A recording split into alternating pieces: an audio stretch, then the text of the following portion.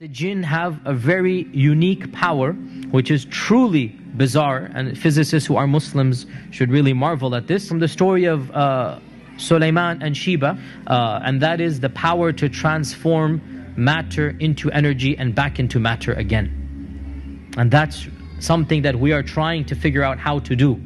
E equals mc squared. Energy and matter are related, we know this. And the jinn have the power to do this. How do we know this? The throne of Bilqis, or the queen of Sheba, the throne that from Yemen to Jerusalem. قال عفريت من الجن. Now, jinns, there are many levels, and Ifrit are the most evil and the most powerful. Ifrit are what Western literature calls demons of the jinn. These are the worst of the worst. So the Ifrit said, I can bring you the throne before you even stand up. Which makes total sense, physically speaking, from physics I mean. If the jinn can go and come back at the speed of light, and this one jinn is so powerful. Now again, this is my 2 cents. It is as if Allah is saying this is the max that any jinn can possibly do. Because Sulaiman had control over all the jinns. And one of them said, just one, which means the rest, they don't have that power, right?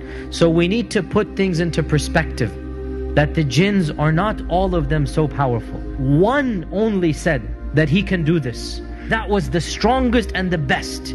So therefore we need to understand that what is the strength of the strongest jinn that maybe we have ever seen. He can pick up the throne of Sheba.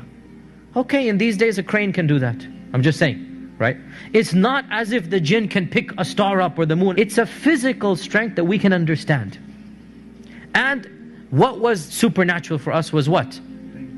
Is that to transport it. And it is well known that this throne is going to be inside the palace. That if he were to take the throne, it would not be flying in the air. People are not going to see it flying. Rather, it would disappear there and appear in front of Sulaiman, which means what?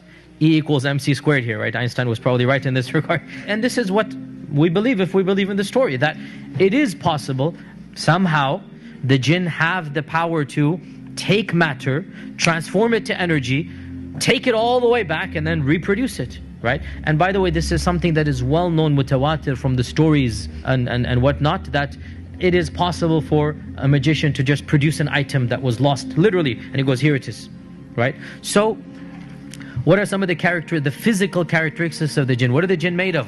What type of fire? Smokeless fire. So if they're a type of energy, how fast can they go?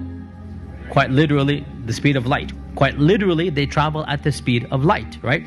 If they're energy, then do physical structures block them? No. Just like my phone is working right now and we're inside the room, right? Just like radio waves, just like other waves are coming into this room, and the physical structure has nothing to do with them. They're made out of smokeless fire, so this makes them invisible to us, right? They have the capacity to transfer from one energy to another, so they can become physical, and they can be seen to us when they want to. So how do they do that? In our modern vernacular, they'll simply shift into the color spectrum of light waves. What is the only energy that we can see, I should say? It's a very small window, the colors of the spectrum, right? So the jinn have the capacity to just move their energy into that level, if you like, and they can then appear to us. They have the capacity to project their voice so that we can hear the energy of the sound, but it's all energy. So they are invisible, and Allah says in the Quran, إِنَّهُ يَرَاكُمْ هُوَ وَقَبِيلُهُ مِنْ حَيْثُ لَا تَرَوْنَهُمْ.